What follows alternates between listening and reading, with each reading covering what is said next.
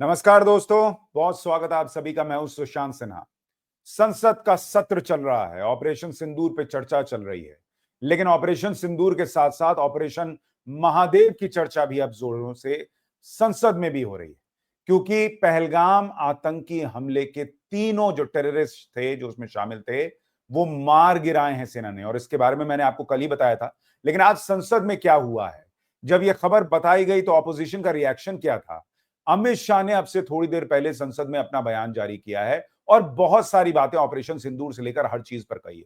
उन्होंने सोनिया गांधी, राहुल गांधी, अखिलेश यादव, गौरव गोगोई, किसी को नहीं छोड़ा boss. Amit Shah fire mode में थे और उन्होंने जो आज कहा है आपको इस वीडियो के आखिर तक जरूर देखना चाहिए, क्योंकि उन्होंने कांग्रेस के ऐसे ऐसे पन्ने खोले जो कांग्रेस को, इंडी अलायंस वालों को बहुत चुभ रहे हैं।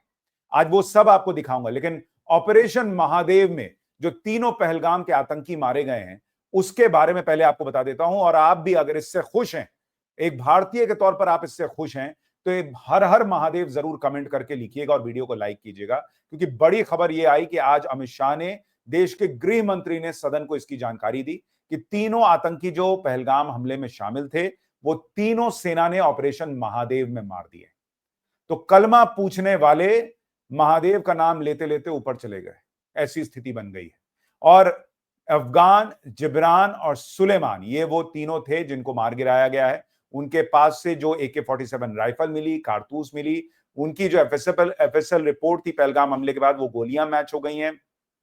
उनके वोटर आईडी कार्ड पाकिस्तान के मिल गए हैं, उनके पास और सबूत मिले हैं। और चूंकि उनका चेहरा इस तरीके से सेना ने मारा था, और मैंने आपको कल भी दिखाया था कि खोपड़ी खुल गई थी, तो इसलिए चेहरे के अलावा यह पहचान भी की गई है ताकि कंफर्म हो जाए कि यही तीन आतंकी पहलगाम हमले में शामिल थे। एक बार सुनिए अमित शाह ने जब यह सूचना दी है तो उन्होंने क्या कहा है। गर्व से सीना भर जाना चाहिए अपने देश के सैनिकों के लिए, जिन्होंने 98 दिन बाद भी चैन की सांस नहीं ली और इनको ढूंढ के मारा। पहले सुनिए गृह मंत्री को। आपके माध्यम से सदन को और सदन के माध्यम से पूरे देश को ऑपरेशन महादेव जो कल एक हुआ है इसकी जानकारी देना चाहता हूं। माननीय अध्यक्ष जी, कल ऑपरेशन महादेव में सुलेमान उर्फे फैजल जट, अफगान और जिब्रान, तीन आतंकवादी सेना, सीआरपीएफ और जम्मू कश्मीर पुलिस के संयुक्त अभियान में ऑपरेशन महादेव में मारे गए। और माननीय अध्यक्ष जी, ये जो सुलेमान है, ए श्रेणी का लश्कर ए तोयबा का कमांडर था पहलगाम हमले में, और गगनगिर आतंकी हमले में वो लिप्त था। इसके ढेर सारे सबूत हमारी एजेंसियों के पास है। अफगान ए श्रेणी का लश्कर ए तैयबा का आतंकवादी था और जिब्रान भी ए ग्रेड आतंकवादी था। और माननीय अध्यक्ष जी, मैं सदन को और सदन के माध्यम से पूरे देश को बताना चाहता हूं, जिन्होंने बैसरन घाटी में हमारे प्रवासियों को, नागरिकों को मारा था, ये तीनों आतंकवादी ये थे और तीनों मारे गए। यानी तीन आतंकवादी जिन्होंने पहलगाम में धर्म पूछ पूछ कर निर्दोष नागरिकों को मारा था, वो तीनों मौत के घाट उतार दिए गए। और मैंने कल भी कहा था कि उनकी तस्वीरें दिखाने लायक नहीं, खोपड़ी सेना ने खोल दी है, गाल फाड़ दिया है, गोली इस तरीके से निकली है। तो जो वो डिजर्व करते थे वो उनको मिला है, और इसीलिए संसद में भी हर हर महादेव की गूंज सुनाई दी। लेकिन सोशल मीडिया पे वायरल हो रहा वीडियो ये कहता है कि जब ये खबर सुनाई गई कि पहलगाम के तीनों आतंकी मारे गए हैं, तब भी ऑपोजिशन ने तालियां तक नहीं बजाई। उन्होंने हर हर महादेव के नारे या मेज ठोककर सेना का शौर्य का स्वागत करना ये नहीं किया। एक बार सुन देखिए वो वीडियो जो वायरल हो रहा है, ये वीडियो है। कल जो ऑपरेशन हुआ, इसमें हमारे निर्दोष नागरिकों को मारने वाले तीनों आतंकी मौत के घाट उतार दिए। तीनों आतंकी मौत के घाट उतार दिए। बताइए, एक भी ताली उधर से नहीं बज रही, और इसीलिए इन पर सवाल खड़े होते हैं। खैर, ऑपरेशन महादेव के बारे में आपको बताऊं कि सेना लगातार इनके पीछे लगी हुई थी, क्योंकि ये तीनों जो है वो चूहे बिल में जाके छुप गए। लेकिन कहा जा रहा है कि इन्होंने चाइना का एक सैटेलाइट फोन इस्तेमाल किया था आतंकी हमला करने के पहले, और उसको पहलगाम हमले के बाद स्विच ऑफ कर दिया था। लेकिन जैसे ही 26 जुलाई को वो फोन 2 मिनट के लिए ऑन हुआ, हमारी सेना ने उसको डिटेक्ट किया और उसके बाद इन तीनों के परखच्चे उड़ा दिए। लेकिन कहानी यही नहीं रुकती। आज गृह मंत्री अमित शाह ने बहुत सारी बातें की। उन्होंने कहा कि जो लोग ऑपरेशन सिंदूर पे सवाल उठाते हैं, जो लोग पूछते हैं आतंकी आ कैसे गए, उनका खुद का ट्रैक रिकॉर्ड कैसा है। उन्होंने राहुल गांधी को एक चैलेंज दिया है। सुनिए क्या चैलेंज अमित शाह ने दिया राहुल गांधी को, फिर बताता हूं कि सोनिया गांधी को क्या कहा जिससे वहां हंगामा मच गया। है कि इन्होंने 5 से 11 के बीच में 27 जघन्य हमले किए, 1000 के करीब करीब लोग मारे गए। आपने क्या किया? क्या किया आपने? जवाब दीजिए, क्या किया? और मैं राहुल गांधी जी को चैलेंज देना चाहता हूं, इन्होंने इस आतंकवादी हमलों के खिलाफ उनकी सरकार ने जो कदम उठाए, यहां खड़े रहकर हिम्मत से बताए देश की जनता को। कुछ नहीं किया मान्यवर।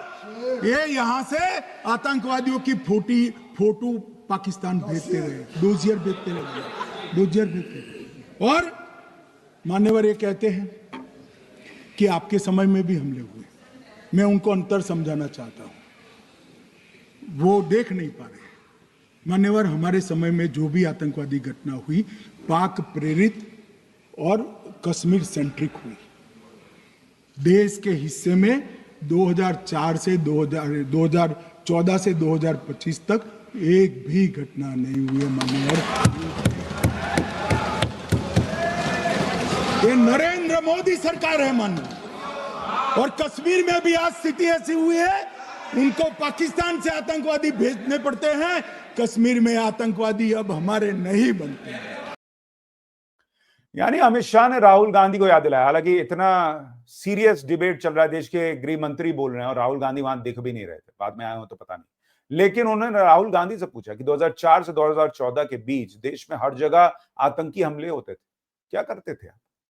जो आज पूछ रहे हैं कि आतंकी कैसे आ गए, तब आतंकी कैसे आ जाते थे। और अमित शाह ने एक और फर्क बताया कि आज आतंकी जो हैं वो वहीं गाड़ दिए जाते हैं जहां मारे जाते हैं। पहले हजारों लोग जो है ना जनाजे में शामिल होने के लिए बाहर आते थे, जैसे वो बुरहान वानी वगैरह। आज आतंकियों को वहीं दफना दिया जाता है, वहीं गाड़ दिया जाता है। सुनिए एक बार। एक जमाना था साहब, 10-10 हजार लोगों के जनाजे निकलते थे। पूरे देश ने घटनाएं देखी होगी, बुरहान वानी मर गए, फला मर गए, ढिका मर गए, 10-10 हजार। अब जो मारा जाता है उसको वही दफना दिया जाता है। किसी भी आतंकवादी को उसका महिमा मंडन करने के लिए जनाजे की इजाजत नरेंद्र मोदी के शासन में नहीं। मान्यवर, आतंकवादियों के सगे वाले और समर्थक चुन चुन कर हमने नौकरियों से निकाले, पासपोर्ट रद्द कर दिए हैं, गवर्नमेंट कॉन्ट्रैक्ट रद्द कर दिए हैं। 75 से ज्यादा आतंकी समर्थकों को कोर्ट से ऑर्डर लेकर सरकार से बर्खास्त कर दिया गया है। बार काउंसिल उनके समर्थकों से भरी थी, सस्पेंड कर नया लोकप्रिय चुनाव हमने कराया है। ये बदलाव हुआ है बॉस। जो लोग कहते हैं कि क्या ही बदला है इस देश में, सबसे बड़ी चीज तो जो बदली है वो यही बदली है कि आतंकियों का महिमा मंडन बंद हुआ है, हुर्रियत से बातचीत बंद हुई है। और वहां कश्मीर में भी जो एक इकोसिस्टम बना हुआ था आतंकियों का समर्थन करने वाला, उनको नौकरी से हटाने से लेकर और दूसरे काम किए गए। क्योंकि अभी आप सेफ हैं तो ये समझ में नहीं आता। वो भी दौर था जब इस देश में एक के बाद एक आतंकी घटनाएं होती थी। लोग ट्रेन में जाने से डरते थे, दिवाली में शॉपिंग जाने से डरते थे कि कहां पे क्या होगा। लाउडस्पीकर बजता था, कुछ अज्ञात चीज दिखे तो सावधान हो जाएं, पुलिस को सूचित करें। कब सुना आपने ऐसा लाउडस्पीकर आखिरी बार? 2014 के बाद। ये बदला इस देश में। और एक चीज और बदला है, आतंकियों के मरने पर इस देश के बड़े बड़े लीडर रोते नहीं है। अमित शाह ने याद दिलाया कि बाटला हाउस एनकाउंटर में जो आतंकी मारे गए थे उनके लिए सोनिया गांधी रोती थी। सुनिए एक बार अमित शाह ने जो कहा, उसके बाद कैसे हंगामा मच गया, फिर बताता हूं अखिलेश यादव पर क्या कह दिया उन्होंने। और मैं सलमान खुर्शीद जी को भी याद करना चाहता हूं। एक बार मैंने बड़े सवेरे में नाश्ता करता था, टीवी पर उनको रोते हुए देखा। मुझे लगा क्या हुआ, कोई बड़ी घटना हो गई। तो रोते रोते वो श्रीमती सोनिया गांधी के घर से बाहर आ गए कि बाटला हाउस की घटना देखकर सोनिया जी फूट फूट कर रो पड़ी। अरे रोना था तो शहीद मोहन शर्मा के लिए रोते, बाटला हाउस के आतंकवादियों के लिए रोना आता है। और मान्यवर हमें पूछते हैं कि आपने क्या किया, कोई अधिकार नहीं है पूछने का, कोई अधिकार नहीं है मान्यवर। अरे हमें पूछते थे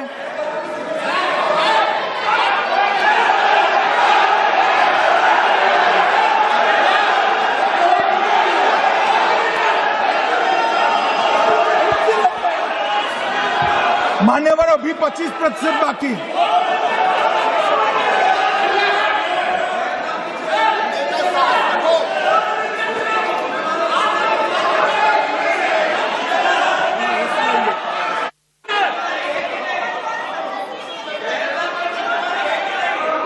बैठिए, जवाब दे रहे हैं ना आपका, जवाब दे रहे हैं आपका। पहलगांव के बाद जो घटनाक्रम घटित उसका जवाब दे दिया ना माननीय गृह मंत्री जी ने। यानी एक एक चीज का अमित शाह जवाब दे रहे थे। उन्होंने ये भी कहा कि भाई सोनिया गांधी जो है वो आतंकियों के लिए रोने वाली थी, और इसी को सुन के वहां हंगामा हो गया क्योंकि सोनिया गांधी के खिलाफ तो ये लोग कुछ सुन नहीं सकते। लेकिन अमित शाह आज रुकने के मूड में नहीं थे।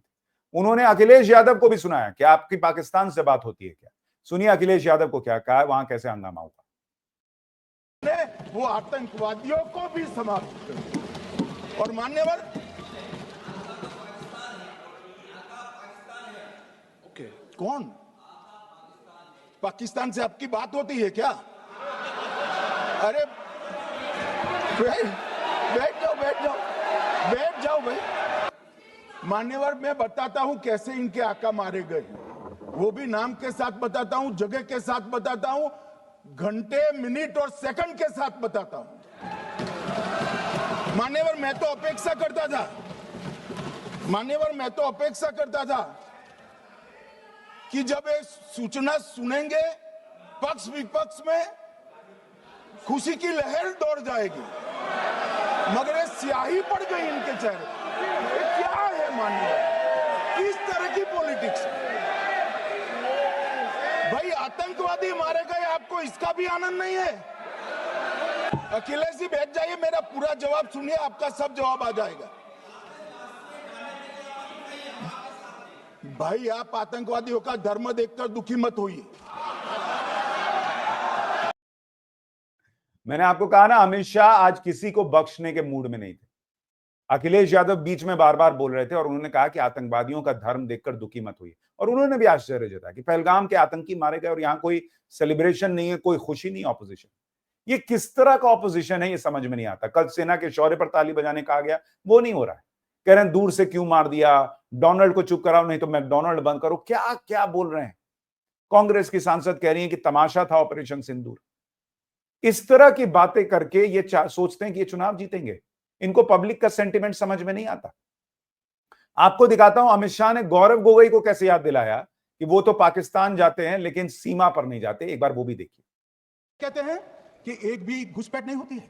कभी गए हो आप पाकिस्तान? तो कई बार गए हो गोगोई। सीमा पर गए हो पाकिस्तान? तो कई बार गए हो। फिर से बोलता हूं, सीमा पर गए हो, सीमा के माध्यम से पाकिस्तान गए हो। हमारे जवानों की कठिनाई देखो साहब, -43 डिग्री में पहाड़ पर रहकर नदी नालों के बीच में चौकी करते हैं। कोई घुस गया तो क्या हुआ? कोई घुस गया वो बचेगा नहीं। यहां हम उसको या तो अरेस्ट करेंगे या तो एनकाउंटर में वो मारा जाएगा, बचेगा कोई। इनको सीमा की भौगोलिक कठिनाइयां मालूम नहीं। वहां मान्यवर कई नदी नाले हैं। इसके बाद आप ये भी देखिए कि अमित शाह ने पीओके लेकर भी सुना दिया इन लोगों को कि पीओके किसकी वजह से गया, वो भी सुनिए जरा। मान्यवर ये लोग कल सवाल उठा रहे थे कि इतनी अच्छी पोजीशन में थे, आपने युद्ध क्यों नहीं किया?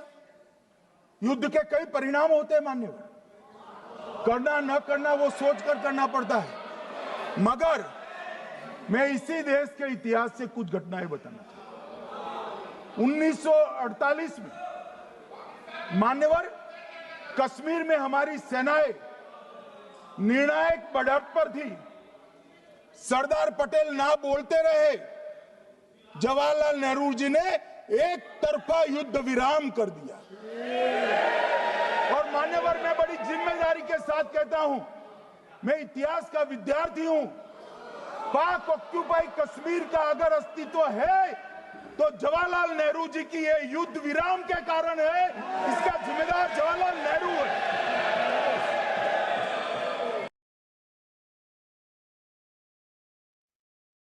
यानी ये सारी बातें आज अमित शाह ने कायदे से एक एक करके सुनाने का फैसला किया हुआ था। कल गृह मंत्री ने माफ कीजिएगा, रक्षा मंत्री राजनाथ सिंह ने धागे खोले एक एक झूठ के।